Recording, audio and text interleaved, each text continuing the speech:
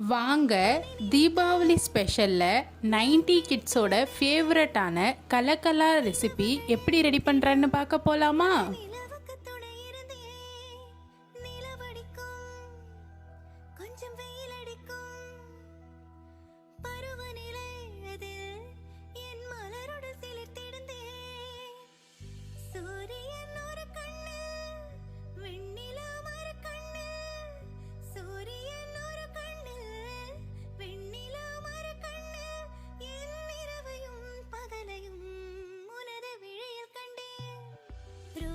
பூந்தோட்டம் காதல் வாசம் காதல் வாசம் பூவின் இதழெல்லாம் மௌனராகம் மௌனராகம் ஒவ்வொரு இலையிலும்.